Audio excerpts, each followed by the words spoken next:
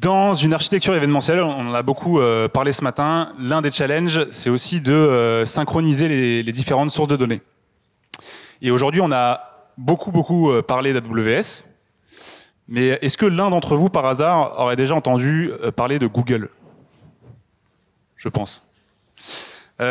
Aujourd'hui, on a Guillaume, qui est Cloud Architect chez Accenture, qui va nous dire comment il a relevé ce challenge de synchronisation des différentes sources de données. Et il va nous montrer son outil open source qui lui a permis de le faire. Et il sait de quoi il parle, puisqu'il est Google Developer Expert chez GCP. Et il a pas moins que 3 certifications pro chez Google. Donc, merci de l'accueillir.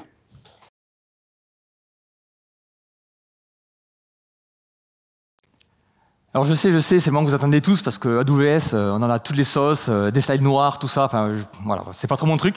En effet, je suis, alors je vais passer sur le premier slide. Je suis Google Developer Expert sur le cloud, donc reconnu par Google comme un expert sur ce cloud-là. Donc je connais pas trop AWS plus Google Cloud. Et en même temps, je suis data architect chez Carrefour. De quoi je vais vous parler? Je vais vous parler d'une synchronisation de data platform. Je vais vous expliquer pourquoi on a plusieurs chez Carrefour et d'où est-ce qu'on est parti, les challenges que l'on a eu et comment est-ce qu'on a évolué et fait ça forcément en serverless. Alors quand on parle de big data, forcément on fait du serverless parce que quand on commence à mettre une VM au milieu du big data, il faut en pas mettre une mais des milliers et c'est la galère. On peut faire déléguer ça au cloud provider qui gère pour nous. Déjà, est-ce que vous savez ce que c'est que Carrefour? Bon, j'imagine que, mais que oui. Il y a quand même une question. Qui c'est qui n'a jamais fait ses courses chez Carrefour? Bon, pardon, ça va. Très bien. Je comprends pourquoi j'ai un gros bonus cette année, parce que vous êtes tous chez Carrefour, c'est cool. En fait, Carrefour, je peux faire la pub de Carrefour, c'est pas le principe, c'est juste pour vous montrer comment c'est gros, parce qu'après, ça va être important pour la suite. Carrefour, c'est une trentaine de pays, il y a 14 000 magasins à travers le monde. On a plus de 5 millions de clients, notamment de familles, avec des cartes de fidélité ou autres, et on a 11 millions de clients tous les jours. Bon, ça, c'est très marketing. Le point important, c'est celui-là. On a 3 milliards de tickets de caisse par an. Voilà. Dans 2 slides, ce serait important, donc voilà, c'est pour ça que j'insiste sur ce point-là. Comment est-ce qu'on est organisé? Moi, j'appartiens au groupe. Je suis data architect au niveau du groupe, donc je suis au niveau du groupe, et je vais vous parler d'une application qui s'appelle Carrefour Links, qui se fait aussi au niveau du groupe. Pourquoi je précise ça? Parce que c'est assez particulier. Le groupe, c'est le headquarter, c'est la holding, vous appelez ça comme vous voulez. Mais en fait, on n'a rien. On n'a pas d'entrepôt, on n'a pas de magasin, on n'a pas de clients, on n'a pas de stock, on n'a pas de e-commerce, on n'a rien. On a uniquement des pays. Et des pays, on a de 2 types. On va avoir des pays qui sont intégrés et des pays qui sont franchisés. Donc intégrés, ben, ils nous appartiennent. On est propriétaire de ces pays-là. Donc la France, l'Italie, la Belgique, le Brésil, l'Argentine, voilà, on en a 8 qui nous appartiennent. Et d'autres, c'est des franchises. Si vous suivez l'actualité, il y a 2 mois, on a ouvert 50 magasins en Israël. Bon voilà, c'est un nouveau pays, mais c'est que des franchises.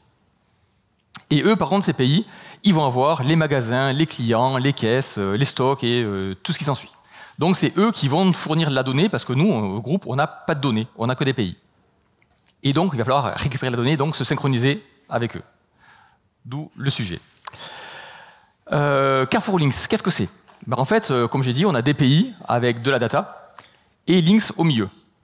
Alors Links, qu'est-ce que ça va faire? Ça va déjà récupérer la data de tous ces pays. Donc il va falloir récupérer, retrouver, nettoyer, qualifier si la donnée qu'on récupère, elle est bonne. Et le job de Links, qu'est-ce que c'est? Ça va être de prendre toute cette donnée, notamment les tickets de caisse. C'est pour ça que les 3 milliards sont importants, 3 milliards par an. On a des applications qui demandent 3 ans d'historique ou 50 d'historique. Vous multipliez, ça fait pas mal de lignes dans les tickets de caisse.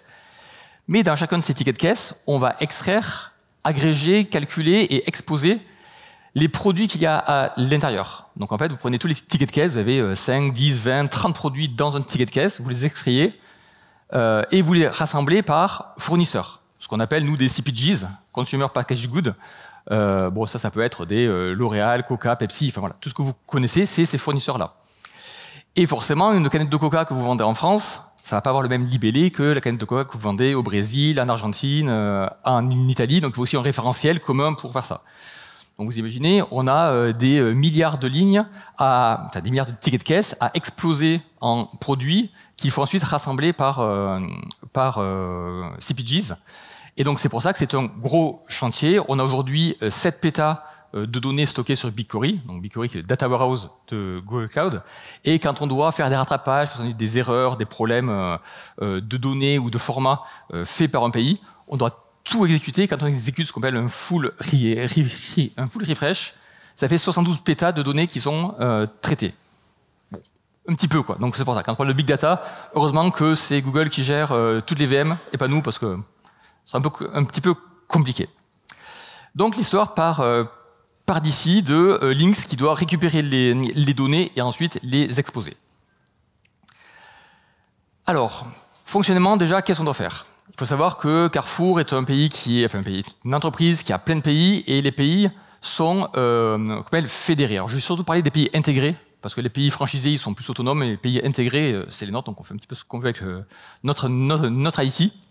Et les pays donc ont chacun des données, des data warehouses de leur côté. Donc on va voir la France, le Brésil et l'Espagne. Donc là c'est 3 exemples, normalement on en a 8, mais voilà, c'est les 3 qu'on synchronise tous les jours chez nous. Le but c'est quoi? C'est de prendre les données qui sont dans les pays. Donc c'est les pays qui eux s'occupent de prendre les données des caisses automatiques ou des caisses classiques, d'ingérer les données et de créer leur propre data platform, leur propre data warehouse chez eux. Au niveau du groupe, on se connecte sur les data platforms de chacun des pays, on récupère les données, on crée une data platform au niveau du groupe, qu'on va appeler GDW, Group Data Warehouse, et à partir de là, on peut faire des use cases avec Lynx. Donc on va avoir POS, Data Shopper, Supply, les noms ne sont pas très importants, mais en tout cas, c'est les produits que l'on vend à nos CPGs. Alors, comment est-ce qu'on fait ça? De manière assez naïve au début, quand on commence, donc à peu près 1 an, c'est ce qu'on faisait. C'est de faire du séquentiel. On a un scheduler qui démarre, donc scheduler pour Google Cloud, qui va invoquer un service, mais Cloud Run, comme une lambda en fait. C'est du code que l'on fait, qui va exécuter quelque chose, qui va récupérer les données pour créer GW. Quand c'est fini, très bien. À peu près un peu plus tard, on a notre scheduler qui démarre et on fait la même chose. Et puis après, on a encore un scheduler, donc on fait POS, on fait Data Shopper. Et on arrive à 7h, 8h du matin, on a tout fini. C'est bon, on peut ouvrir le service. Vous voyez quand même que Data Shopper prend 5 heures de traitement. C'est notre plus gros service aujourd'hui. Pour ceux qui font du BigQuery, on a 20 000 slots qui tournent. Bon, voilà, c'est 20 000 slots pendant 5 heures, c'est pas mal.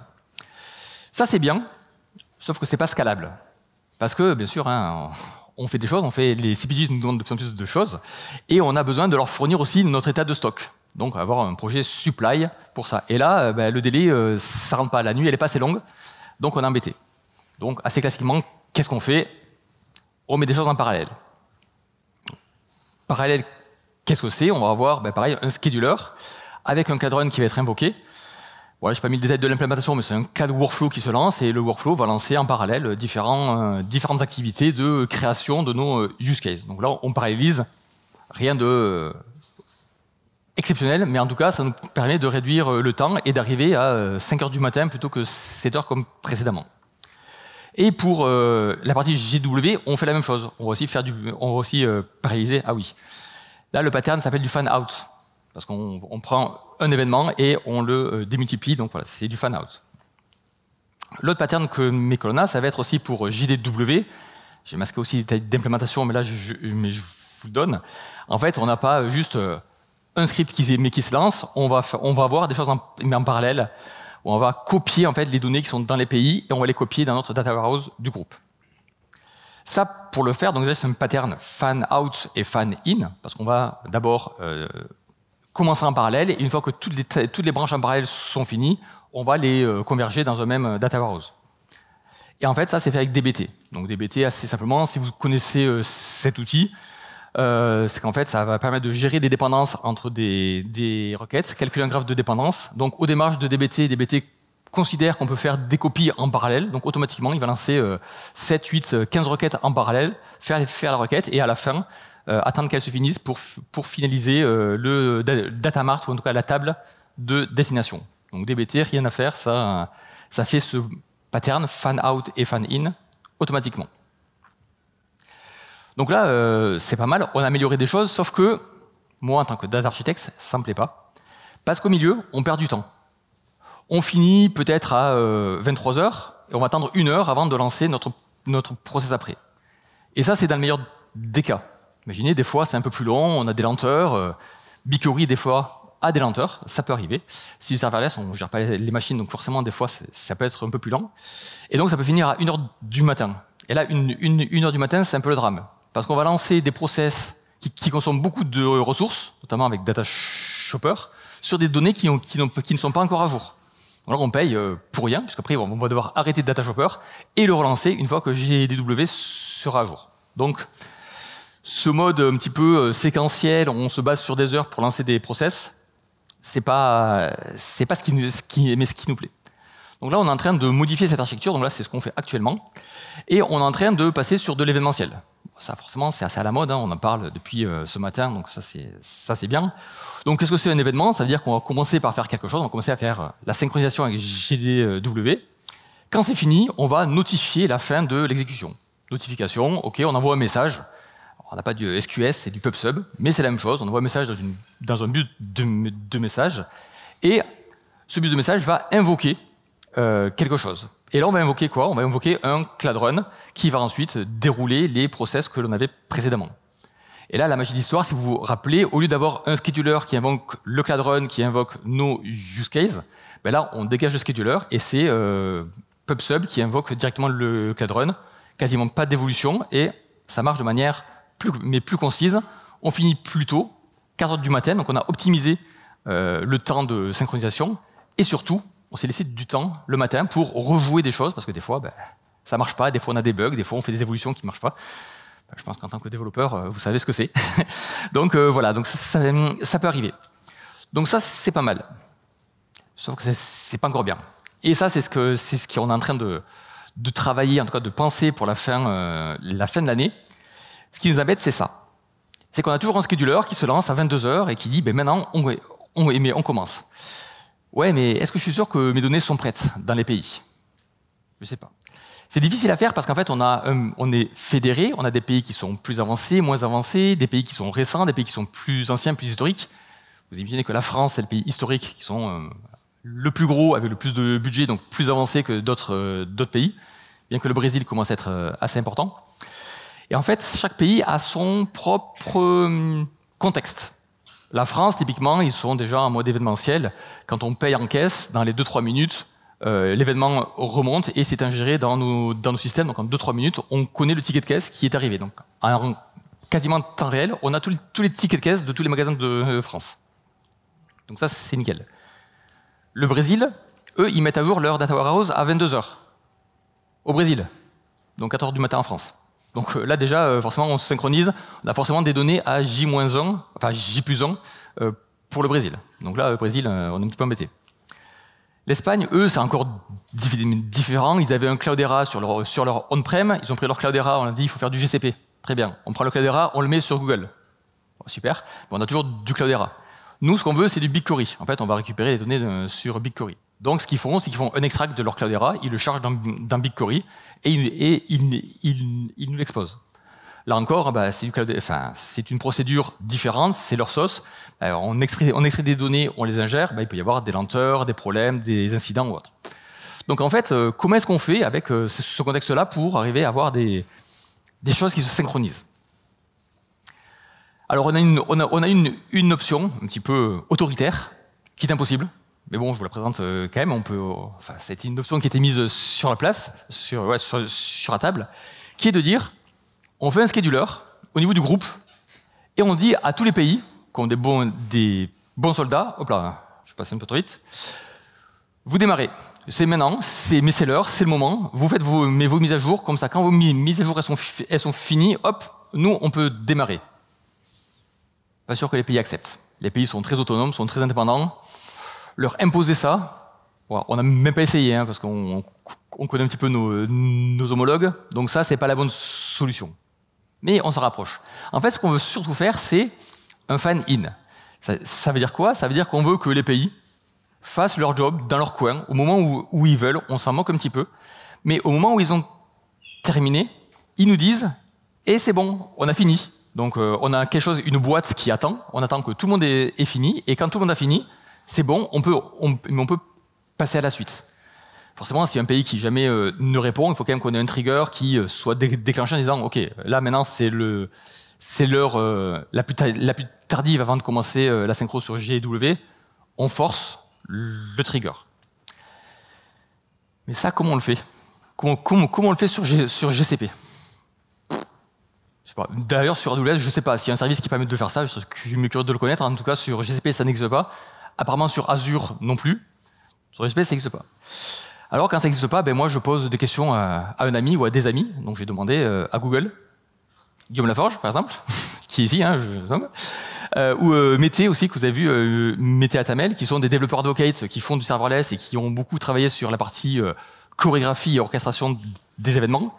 Et ils ont proposé quelque chose qui était tout à fait possible et qu'on a expérimenté, mais sans succès. Quelle était la proposition? C'était d'avoir un scheduler, mais pas au moment où on devait commencer les traitements, par exemple un scheduler à 8 heures du matin, on s'en moque un petit peu. Ce scheduler, qu'est-ce qu'il fait? Il va lancer un cloud workflow. Donc le workflow, c'est comme des step functions, hein, on va exécuter différents steps, et on va les exécuter en parallèle. Qu'est-ce qu'ils font en parallèle? Ils vont générer des callbacks URL. Ça permet de donner ça à des services, et puis quand le service a fini son job, il appelle l'URL de callback pour dire j'ai fini et on continue. Ces URL de callback qui sont générés, il faut les envoyer à chacun des pays. Les pays les gardent, les conservent. Ils font leur job dans leur coin, donc à 2h, à 3h, à 22h, on s'en moque un petit peu. Ils font ce qu'ils veulent. Et quand leur job de mise à jour de leur propre data platform est fini, et à ce moment-là, ils utilisent l'URL de callback et avec Workflow, on récupère toutes les URL de callback et on peut continuer à faire notre événementiel avec du PubSub. On met un message dans PubSub et on continue la chaîne. Si les pays ne répondent pas, parce qu'ils sont plantés, parce qu'ils ont des erreurs, parce qu'ils sont fermés, des fois il y a des jours fériés dans d'autres pays et des fois il n'y a pas d'astreinte sur certains sujets. À ce moment-là, on peut mettre un timeout dans Workflow qui fait qu'au bout d'un moment, bah, c'est pas grave, on continue, même s'il n'y a pas eu de réponse au niveau de la callback URL. Alors pourquoi ça marche pas? Parce qu'il faut envoyer au pays l'URL de callback. Tous les jours. Alors déjà, les pays, certains sont matures. Avec la France, il n'y aurait pas de problème. D'autres petits pays, la Pologne, la Roumanie, ils risquent de se mélanger un petit peu. Est-ce que c'est l'URL d'aujourd'hui, l'URL d'hier, l'URL de demain? Enfin, on ne sait pas trop. Ça va être difficile. Donc, ça marche pas vraiment. Et puis ensuite, on a des exécutions en parallèle. Enfin, ça ne convenait pas.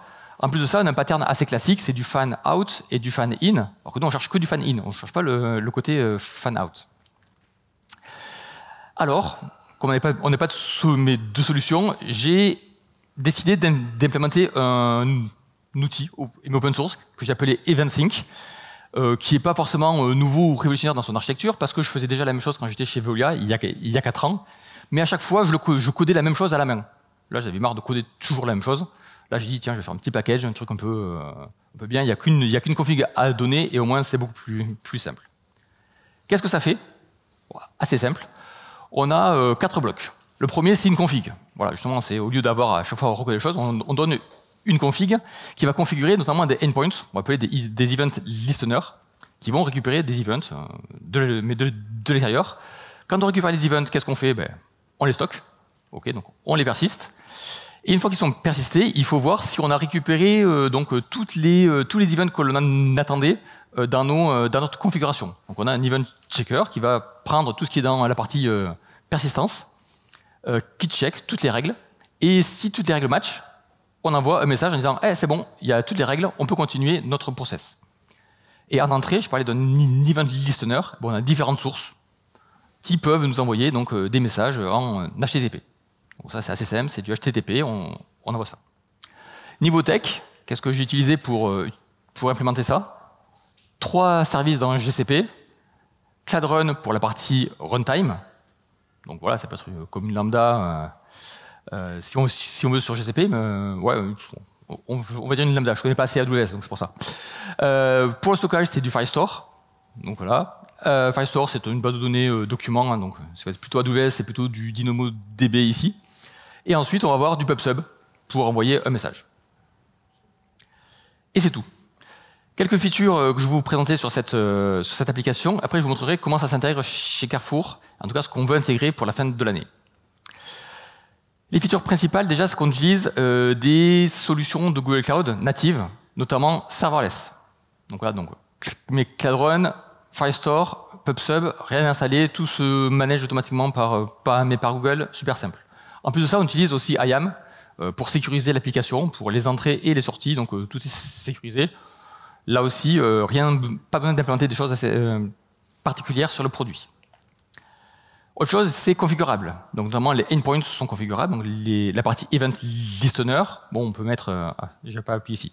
On peut mettre un nom. Ben voilà, on a la France, le Brésil, l'Italie, etc. On peut mettre des noms par pays. On peut mettre aussi des domaines métiers si on souhaite. Les verbes que l'on accepte. On accepte du post, du put, du patch, du get. Voilà, juste pour limiter ce qu'on veut recevoir sur cette URL. Et si on veut traiter les événements de manière synchrone ou asynchrone. Synchrone, qu'est-ce que c'est? C'est je prends l'événement, je le stocke, je check les conditions et ensuite je réponds à la source. Et asynchrone, je prends l'événement, je le stocke, je réponds à la source, un HTTP 200 pour dire OK, et ensuite je check les conditions. Il y a deux modes parce que forcément la configuration de Cloud Run sera différente en fonction de mode ou de notre. Le mode asynchrone, c'est pour répondre au plus vite à la source, voilà, pour pas la bloquer, pour pas qu'elle soit trop ralentie. Pour certains use cases, ça pourrait être utile. Et enfin, on peut aussi paramétrer la partie trigger, donc émission ou condition d'émission des événements, notamment la fenêtre d'observation. Est-ce que j'attends des événements sur 1 heure, 10 minutes, une journée?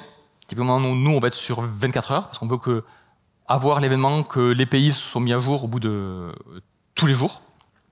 On va avoir le fait de garder les événements après un trigger ou alors de les purger, pour ne pas les reprendre en compte lors du prochain événement, du prochain check de conditions.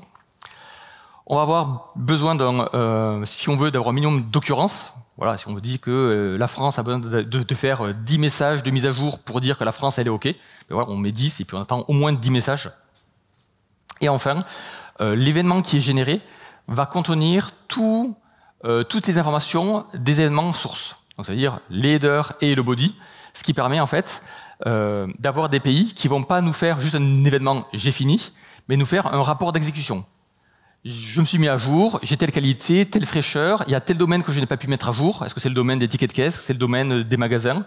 Et en fait, on a vraiment un vrai rapport d'exécution. Et donc, on compile toutes les sources dans une même output. Et après, ce sera au service en downstream de prendre ce gros JSON et de dire, bah tiens, la France elle est à jour, pas le Brésil. Qu'est-ce que je fais? Est-ce que je fais quand même ma mise à jour? Ou est-ce que je préfère attendre pour ne pas mettre des données corrompues ou incomplètes ou inconsistantes dans mon use case? Donc là aussi, ça dépendra du use case. C'est pas moi qui vais décider dans l'événement si c'est bon ou pas. C'est après en aval, avec ce rapport d'exécution, de voir les choses. Donc si on le met dans le contexte Carrefour, qu'est-ce que c'est? C'est qu'en fait, on va avoir chacun des pays qui vont déclencher leur traitement quand ils veulent. Et quand ils ont fini de mettre à jour leur data plateforme, ils vont l'informer avec leur URL de notification, qui est statique, ça ne change pas d'un jour à l'autre, c'est toujours la même. Et ils vont dire, moi c'est bon, j'ai fini, je suis prêt, ou en tout cas j'ai fini mon traitement, bon ou pas, on s'en moque, ils ont fini, et EventSync va générer un message dans PubSub pour continuer le processus. Il y a une feature dont je n'ai pas parlé, c'est la possibilité de déclencher un trigger manuellement. Ça veut dire que maintenant, vous avez un endpoint pour dire, quelles que soient les conditions, mais déclenche-moi un événement avec tout ce que tu as dans la période d'observation. Valide ou pas, c'est pas grave. Au moins, ça permet d'avoir notre timeout et dire, ben maintenant, envoie. Et si par exemple le Brésil n'a pas envoyé de message parce que ils sont pas à jour, parce qu'ils ont eu un problème, ils ont eu un incident, on sait dans le message en output, Brésil, rien. Après, c'est pareil à l'application JDW de savoir, est-ce qu'on récupère quand même tout, même si le Brésil est absent, on préfère ne rien faire plutôt que de dober ou d'avoir des données inconsistantes. Donc ça, c'est vraiment le but. On est en train de le tester, on est en train de le déployer, de l'améliorer. C'est quelque chose que j'ai fait de mon côté pour améliorer la vie des développeurs, en tout cas de notre architecture. Si vous êtes intéressé, vous pouvez l'essayer.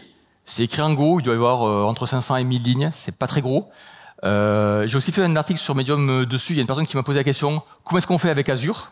Bah, typiquement, au lieu de persister dans Firestore, on persiste dans Cosmos DB. Il n'y a pas grand-chose à changer, c'est pas très compliqué comme code. Voilà. Après, si vous avez des questions, posez-les-moi. Si vous voulez faire évoluer, posez-les-moi. Si vous voulez contribuer, je serai très content aussi. Si vous manque des choses, je serai content de les faire évoluer pour vous, parce que c'est vrai que j'ai pensé le produit pour Carrefour. Donc, je vais pas penser à tous les use cases et à tous les problèmes. Typiquement, la fenêtre d'observation, c'est un délai.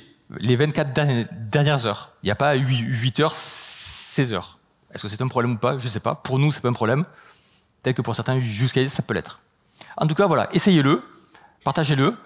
Forcément, on fait un petit peu de Google Cloud pour ça, mais si vous faites un peu de BigQuery, ça peut être intéressant. En tout cas, je vous partagerai les slides sur LinkedIn et sur Twitter, donc n'hésitez pas si vous avez des questions, ça, voilà, je serais ravi de partager avec vous sur ces réseaux-là, ou de partager maintenant, c'est des questions maintenant, ou après, pour prendre un petit goûter ensemble. Donc voilà, n'hésitez pas, et merci en tout cas pour votre attention.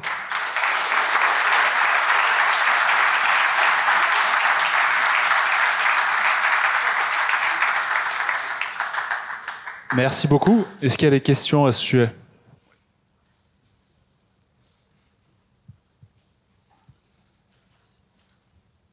Merci beaucoup pour la présentation. C'est un sujet super intéressant. Il n'y a pas beaucoup de réponses à cette problématique.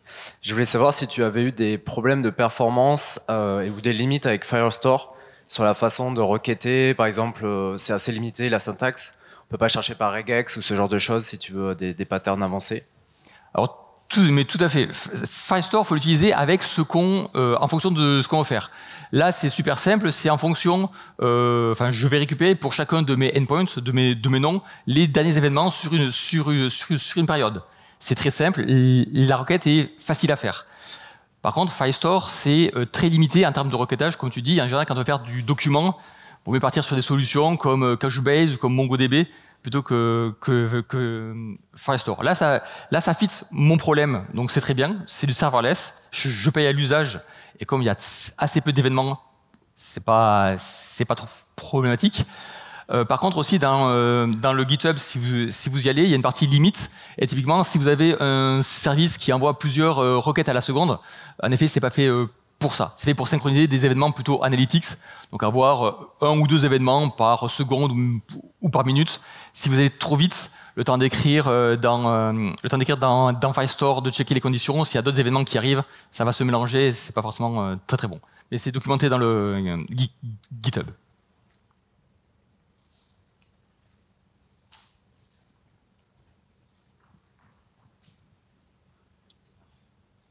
Merci beaucoup pour le talk, c'était très intéressant.